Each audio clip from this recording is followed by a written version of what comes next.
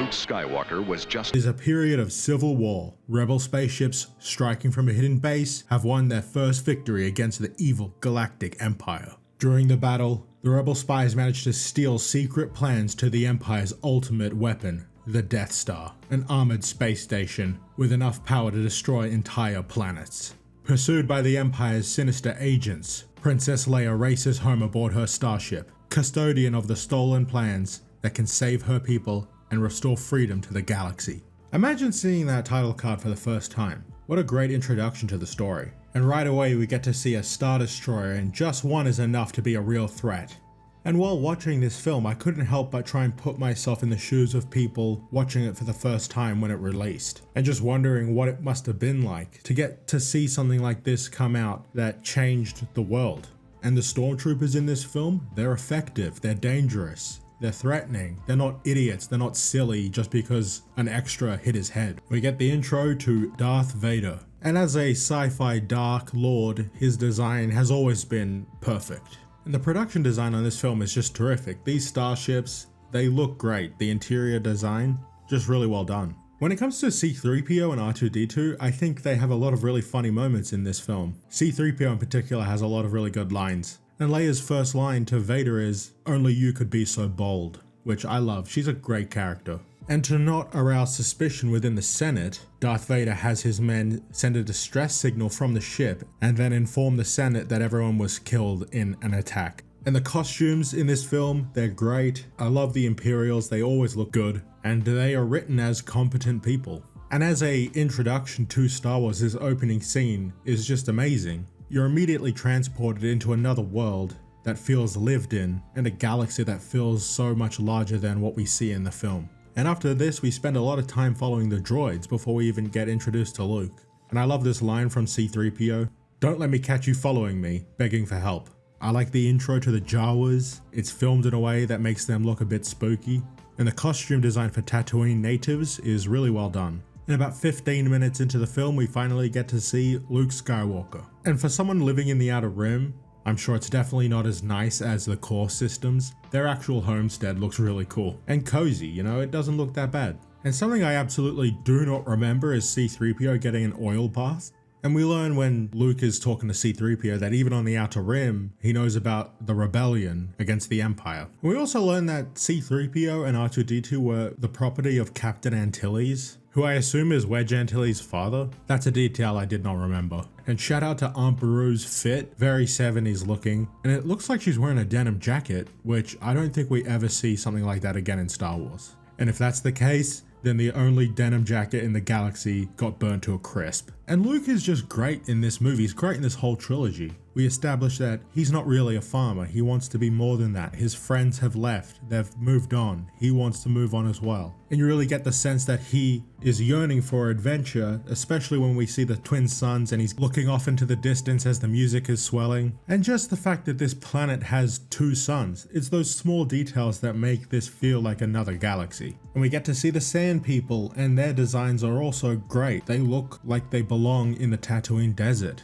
And it makes Tatooine feel like a real place, with real people who have adapted to living there. And all of these things that happen on Tatooine, all of these little details, they come together to make it feel really unique, especially because it's one of the only planets we see in this film. And we get our introduction to Ben Kenobi, who is amazing in this film. He has so many good lines. And I'm not exactly sure if the prequel Jedi robes are inspired by what Ben Kenobi is wearing, but I do like the idea that these are just the kinds of clothes people on Tatooine would wear, but it gives him a similar look to the Jedi in the prequel era. And Ben Kenobi being a hermit, he has a very humble abode. And when Luke is hanging out with Ben Kenobi, we learn that Uncle Owen told Luke that Anakin was a navigator on a spice freighter. And spice is mentioned a few times, and obviously this is something that George took from Dune. Luke asks about the Clone Wars, and Ben says, "I was once a Jedi Knight, like your father." And I couldn't help but wonder what it must have been like to watch this in the cinema and hear those things for the first time, and where that took you in your imagination, like the Clone Wars. Imagine hearing that for the first time in the 70s. In this conversation, we learn that not only was Anakin a good pilot, but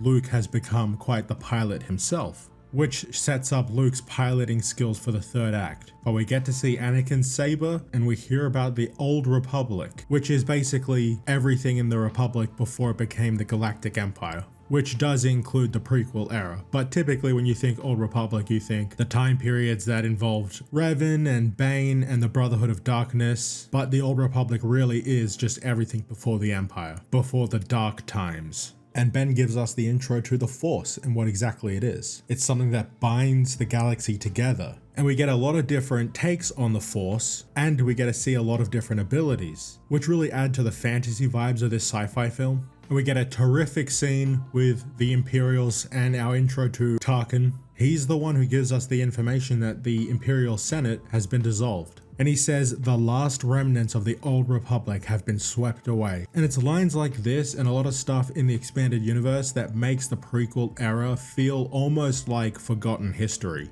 It makes it feel like it was so long ago, but it was barely 2 decades. And he has another great line, which is, "Fear will keep the local systems in line," referencing the Death Star and also what he calls regional governors, who I think are supposed to be Grand Moffs.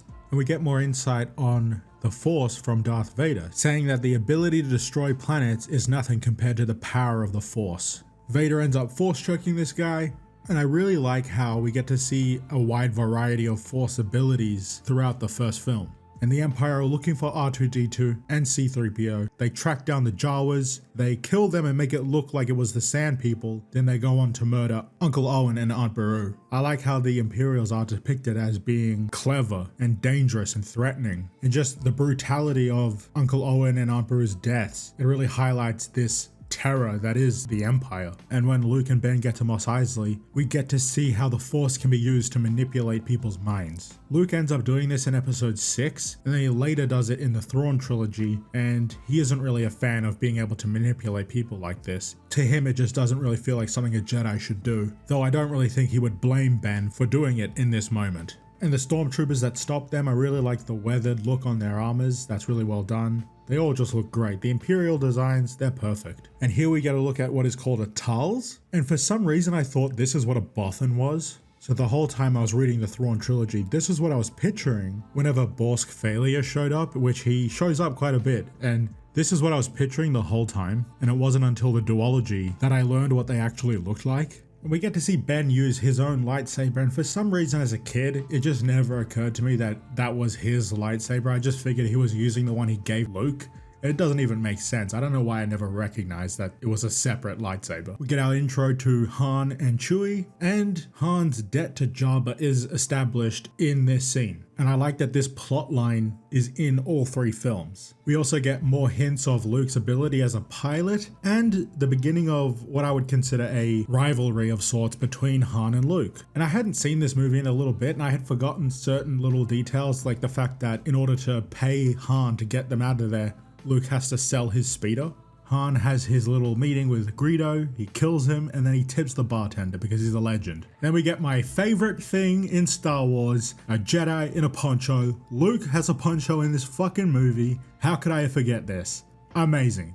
And you know what? It shows up throughout the whole film. And I didn't remember that Han Solo was the one who says this is where the fun begins. I always associated that line with Anakin. I guess because that has become such a meme. And when Han delivers the line, it's not really focused on because it's not a reference. Like when Anakin says it, George left a little bit of time for you to really understand, like he's making a reference to Han Solo. And a lot of the prequel films have some very self-referential lines, so I'll be interested to see those again when I get to those films.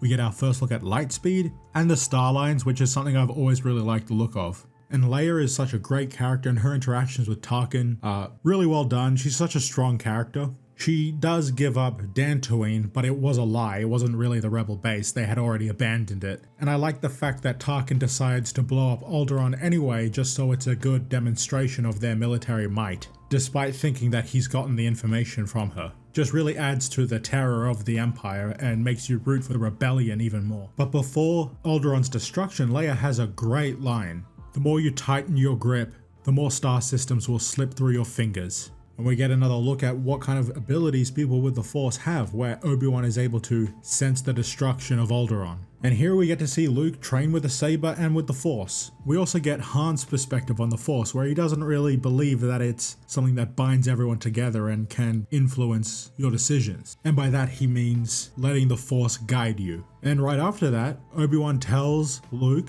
let go your conscious self, and act on instinct when he puts the visor over his head, allowing the Force to flow through him and guide his movements.